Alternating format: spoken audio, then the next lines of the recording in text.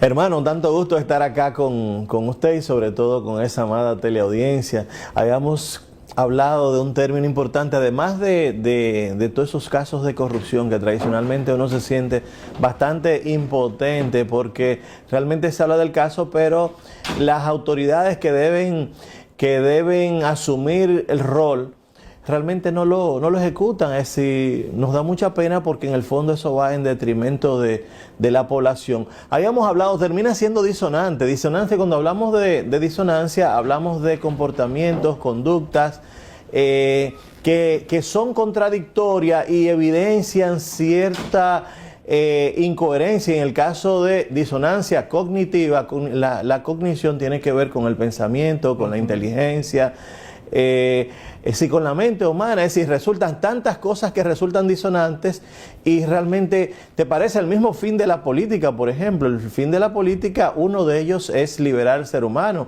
de tal manera que puedan producir bienes y servicios, generar riqueza, tener autonomía, desarrollo, capacidad de suplirse todas sus necesidades básicas y lo que es la autorrealización como individuo y como persona. Uno de los caballos de batalla de este gobierno principalmente era haber aumentado la tarjeta de solidaridad, de Supérate, es decir, someter aproximadamente 3 millones de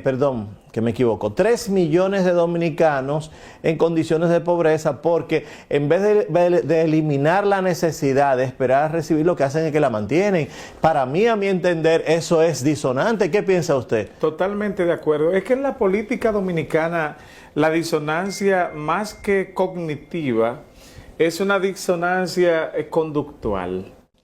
Yo lo percibo de esa manera, hermano, porque es que la conducta del ciudadano dominicano y de los políticos dominicanos, pues, se contradice con el accionar. O sea, lo que ellos predican en el día a día, en el devenir del día a día, es totalmente opuesto a la realidad. Y usted ve cómo la conducta de cada uno queda tan marchitada. Hoy día, ser político en República Dominicana realmente es un sinónimo de vergüenza. Usted, cuando le comparan con un político en la República Dominicana, si usted se considera una persona seria, usted se molesta. ¿Usted sabe por qué? Porque una carrera tan hermosa como la política, que es una carrera para servirle a los demás, realmente aquí las personas la utilizan para servirse a sí mismos. Entonces, ahí hay una disonancia que tiene que ver con la conducta, el comportamiento del ser humano, doctor, porque fíjese, por ejemplo, cómo ha salido en estos días a los medios el capo de Capo Quirino, Ernesto Paulino Castillo, acusando personalidades del mundo de la política. Entonces, cuando eso usted lo ve, entonces usted entiende que en la política dominicana hay una disonancia conductual. Porque ¿qué hace un político junto con un capo? Por ejemplo, y entonces predicando el evangelio y diciendo que ellos son honestos, diciendo que ellos son perfectos. Entonces hay una situación ahí, hermano, que usted, antes usted podía manejar esa situación, pero ya no, porque es que ya cualquier ser humano tiene capacidad de raciocinio. Pero una cosa, hermano, digo yo, porque hay algunos que han sido capaces hasta de ir a una iglesia o a una congregación y son capaces hasta de recitar realmente cualquier pasaje de la Biblia así, de una manera como Mahoma en su época. Correcto. Porque Mahoma en su época, cuando él se fue supuestamente, todo el que se va a estudiar de tal manera que cuando retornó de la montaña, ¿qué pasa? Mahoma llegó con una habilidad y una inteligencia impresionante, que era capaz de recitar los versos del Corán de una manera que ni los más eruditos de ese momento entendían cómo es esto es divino, porque Mahoma no hizo ningún tipo de milagro, y existen algunos que se llaman políticos dominicanos que van a una congregación y recitan un pasaje de la Biblia, y muchos de ellos terminan creyéndoselo. Es disonante, hermano, porque en el fondo lo que buscan es buscar tu apoyo para someter tu gente a ser pobre, no realmente como es la política, que la política tiene que liberar al ser humano. Por ejemplo, en países que usted ha vivido, los sistemas de salud funcionan y son excelentes, y realmente quien costea esos servicios de salud es el ciudadano, que usted se ha preocupado porque esa persona produzca bienes y servicios y genere riqueza. Cuando yo realmente digo muchas veces que la educación termina siendo más importante que la salud, es por el hecho de que si tú no capacitas el otro, si tú no lo integras, por ejemplo, dentro de una economía de mercado, que él pueda suplirse la salud, realmente siempre va a ser eficiente por más recursos que tú inventes, por más recursos que tú inviertas. Yo siempre digo que la integridad y el conocimiento van de camino. Por ejemplo, la integridad sin conocimiento termina siendo débil e inútil muchas veces, porque quizás el medio en el cual la persona se desarrolla no le ayuda a tener cierto grado de conocimiento. Es decir, tú respetas a la persona, pero no tiene tanto poder. Ahora, el poder sin integridad termina siendo peligroso. Termina siendo peligroso porque manipulo al otro en base a lo que a mí me interesa. Entonces digo yo, en todas esas conductas que resultan disonantes, es muy diferente cuando tú dirías que esa persona tiene una enfermedad de salud, es decir, tiene un problema de algún tipo de enfermedad neurológica, con muchas que ocurren por ejemplo muchas encefalitis que llevan a la persona a tener ciertos lapsos. Es decir, en el caso de que sea una enfermedad podría ser aceptable, pero en el caso de que ese conocimiento sea utilizado para un interés individual o interés de un grupo y no en base a un interés general, un bienestar colectivo, un desarrollo integral de todos, ahí hay un problema, hermano. Eso es así, eso es así. Lo que pasa es que la disonancia como tema fundamental de salud que afecta a la mayoría de los ciudadanos en el mundo. Si no hay integridad. Es correcto, desde el campo de la conducta, porque observa algo, hermano.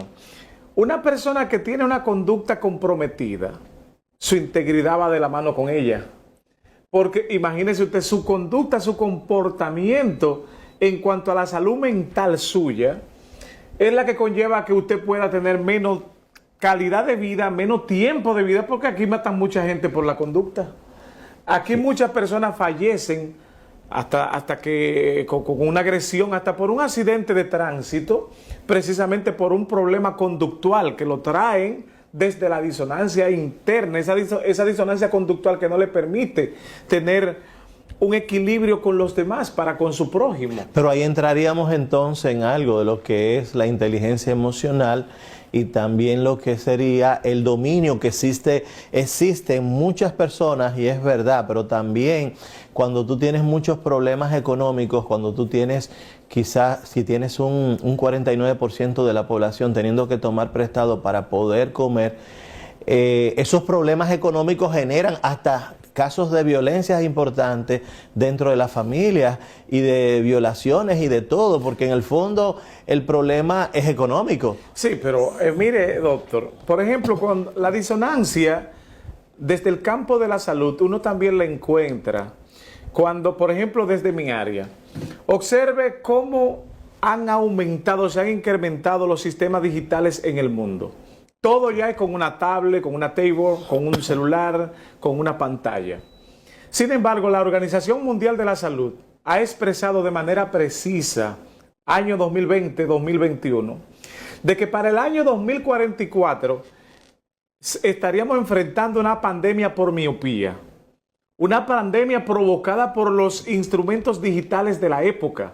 Sin embargo, la OMS presenta esos criterios a futuro, pero no busca una solución en el presente. No, claro. Entonces, sí. Por ejemplo, ahorita usted se encuentra con pantallas electrónicas ¿cómo le llaman? Estas que se punchan. Esta pantalla que usted táctil. No solo táctiles, sino que son como de agua, buscando que los rayos luminosos que emiten esos dispositivos hagan menos daños a la retina en el ser humano mientras tiene la posibilidad de estar en el uso de ellas. Sin embargo, la miopía, los problemas de enfoque a nivel de acomodación visual cada día son mayores precisamente por el uso continuo e ininterrumpido de dichos dispositivos. Entonces, cuando usted le vende a una población diciéndole, lo que está de moda, lo que se hace ahora, la tecnología es lo que hay que estudiar, porque el que no se introduce en los sistemas tecnológicos quedará desfasado en corto tiempo. Pero estos sistemas traen consigo unos compromisos de salud que van a generar y ya están generando estragos en la población. Usted ve niños, por eso es que las escuelas hoy han incrementado los niveles de exigencia con relación a la inscripción de los niños.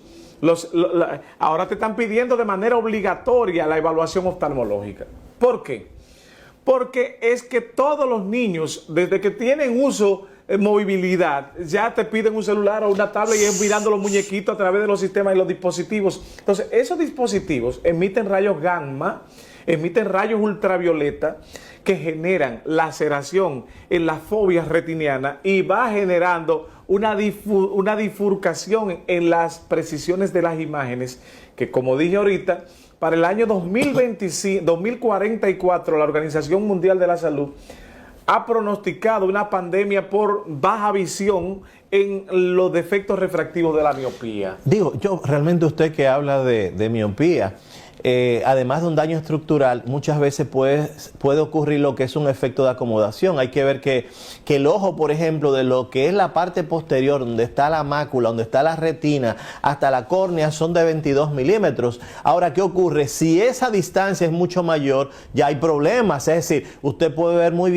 bien de cerca, pero no ver de lejos. Entonces, lo que dice Michel de Bourget, ministro de educación, un neurólogo, hacen lo correcto. Es decir, colocan en un ministerio de educación alguien que entiende lo que es el aprendizaje, porque en el aprendizaje no solo hay déficit de atención de los niños, hay problemas en la velocidad de procesamiento, hay problemas en la memoria, hay problemas en la actitud, en el comportamiento y también, por ejemplo, ¿cuántos sistemas de memoria usted entiende que hay en el organismo? Es decir, hay memoria del lenguaje, claro, hay memoria de procedimiento. Y es decir, lenguaje, procedimiento, y está la memoria episódica que está en el hipocampo. ¿En cuál? En la quinta circunvolución del lóbulo temporal. En la parte anterior está lo que se llama el hipocampo, donde está la memoria episódica de recuerdos tempranos y de recuerdos tardíos, y que ahí mismo está en ese hipocampo, es parte del sistema emocional. Por eso hoy en día los sistemas más avanzados de educación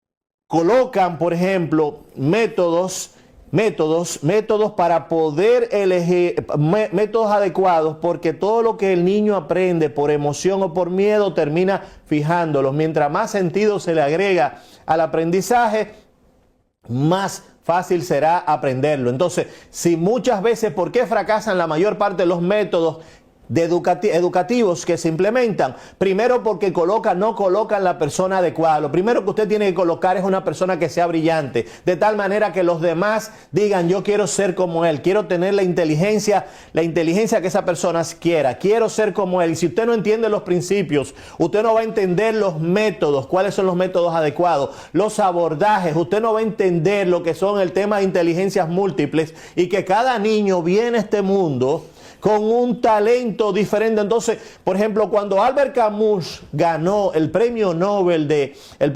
Literatura, que tuvo la oportunidad de hacer una llamada, él decidió hacer una carta y la envió a Louis Salguier. Y Louis Salguier había sido su profesor en África, quien se dio cuenta que ese niño tenía un talento, y entonces dice: este niño hay que ayudarlo dentro del grupo. Entonces, tradicionalmente es otro el valor del profesor, pero los profesores que tenemos en educación son los más adecuados. Y ese tema que usted ha mencionado sobre identificación de talentos en los niños, señores, pero también identificación de problemas.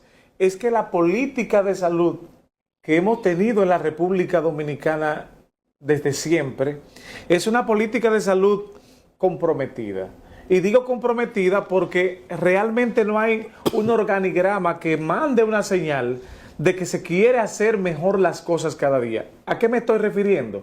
Por ejemplo, aquí no hay, dentro del campo de la salud, Aquí no hay un sistema que permita identificar los talentos en los niños. No Eso no lo existe. hay, no lo hay. Aquí ahora mismo un niño, si es brillante en la escuela, la mayoría de lo que lo tildan es de que no es normal. Sin embargo, aquí, en todos los lados hay talentos escondidos. Mira ahora mismo donde salió un muchachito ahí cantando en un karaoke las canciones de Rubí Pérez, ya está en todas las redes porque es un talento. Sí. Pero se descubrió él mismo yendo a un lugar de bebida, un jovencito. Porque aquí no hay una estructura, una política que conlleve esa situación. Entonces, desde el campo de la salud, hermano, retomando el tema de los nenes ahorita, que yo mencionaba a los niños en la escuela, fíjese... Los ninis. Los niños. A los niños, sí. Fíjese que nosotros, los niños tienden a tener una incapacidad de aprendizaje o una lentitud en el aprendizaje por diversas formas, diversas maneras. Nosotros desde el campo de la oftalmología, la concentración, la memoria, que lo hemos mencionado aquí, pero desde el campo de la oftalmología, usted sabe los niños que se han quedado detrás, que no han podido avanzar en sus estudios, simple y llanamente porque a 10 metros de distancia de la pizarra no pueden ver lo que su profesor escribe. Claro. Y los profesores no tienen muchos la capacidad de darse cuenta que hay una problemática de salud visual y que ven que el niño encoge los ojitos y para poder ver tiene que casi ponerse como los brecheros, como dicen en nuestro campo. Pero lo que dicen, este muchacho es bruto. Sí. Y lo castigan y llaman a los papás y me canso de explicarle en la pizarra y no, pero es que no ven. Hay otros niños que tienen un problema de retardo en el aprendizaje, que también es otro problema que tiene que ver con la política de salud que debe ser implementada en el Estado Dominicano para que estos temas puedan ser identificados a tiempo. Cuando viene a ver, pueden ser grandes profesionales, hasta los presidentes de la República. Sí, claro, pero yo realmente digo, a veces son problemas de refracción y algunos problemas de acomodación digo yo, en ese sentido, porque tú no ves, el ojo termina siendo una cámara, es decir, como una televisión, digo yo. Entonces, pero tú ves con la parte posterior donde están los conos y bastones de la retina, donde está la mácula, es decir, tú transportas eso a través de un sistema de conducta de los dos nervios, por ejemplo, de los dos ojos nacen dos nervios, se unen en la parte central que se llama quiasma. Del quiasma sale, por ejemplo, lo que es la cintilla óptica, de ahí van al tálamo. Es decir, para usted entender educación, usted tiene que entender todos los sistemas de relevo y de asociación que están dentro del cerebro del ser humano. Entonces, ¿qué pasa? Los problemas de la tecnología y muchos de los que han construido y han desarrollado todo esto, que es lo que han llegado, llevan a sus hijos a la educación tradicional porque están perdiendo lo que es la capacidad de memoria. Todo lo quieren tener a través del celular y entonces, ¿qué pasa? Muchas veces ya no son capaces de retener cifras completas, sino se manejan, es decir, cifras gruesas. Por ejemplo, decir 70 millones. Pero si tú dices, hablas por ejemplo, 70 millones, 900, es decir, no te lo dicen los niños. ¿Por qué? Porque van perdiendo la capacidad de memoria. Eso es verdad. Nosotros ya para despedirnos, el tiempo corre. Señores, esta próxima semana inician las reinscripciones en las escuelas públicas. Y nosotros desde aquí y desde su programa Política de Salud, transmitido por los medios digitales que contamos aquí en el grupo de medio Hilando Fino TV, nosotros queremos exhortarle a la familia dominicana que tienen sus hijos, doctor, que no solamente se limiten a un examen visual para inscribir a sus hijos en la escuela. Sería importante también que en las escuelas le exijan a los padres la evaluación psicológica, porque tienen muchos psicólogos en las escuelas, pero no hacen el trabajo porque solamente están nombrados. O están esperando que le lleven el niño a la oficina cuando el psicólogo lo que debe hacer es sentarse en el aula y observar los niños y ver el comportamiento pero no de los niños. No esperar que se los lleve. Cuando un niño le da una galleta a otro, entonces se lo llevan al psicólogo y entonces allí es que el psicólogo empieza a preguntarle, pero eso es por salir del paso. Nosotros entendemos que deben ser evaluados por un psicólogo al igual que por un oftalmólogo, aparte de que tiene que llevar una certificación médica de su pediatra que indique cuál es la condición de salud de ese niño para iniciar su nuevo año escolar. Y de esa manera, pues, tenemos una garantía de mayor equilibrio en el aprendizaje de los niños o de nuestros hijos en el próximo año escolar. Sí. Señores. Hermano, perdón, antes de todo, hoy en día existe lo que es la interdisciplina y los maestros no es solamente un maestro de matemáticas, sino, por ejemplo, los científicos han demostrado que la ciencia y la tecnología son los que han producido todas estas riquezas que tenemos en este mundo. Hoy en día, por ejemplo, producir 100 kilos de carne es mucho más fácil que 30 o 40 años atrás. Entonces el maestro tiene que saber, por ejemplo, de ciencias, de tecnología, de ingeniería, de arte y matemática. STEAM, eso ha hecho que los países avancen de una manera impresionante, es decir, tener maestros interdisciplinarios y que la educación sea más horizontal, que no sea solamente el maestro el que va a la clase, sino que los alumnos formen parte de todo ese desarrollo de esa clase. Amigos, nada, agradecemos la gentileza de poder haber llegado hasta sus hogares. Que Dios les bendiga y será hasta una próxima entrega con otro programa más hablando sobre política de salud.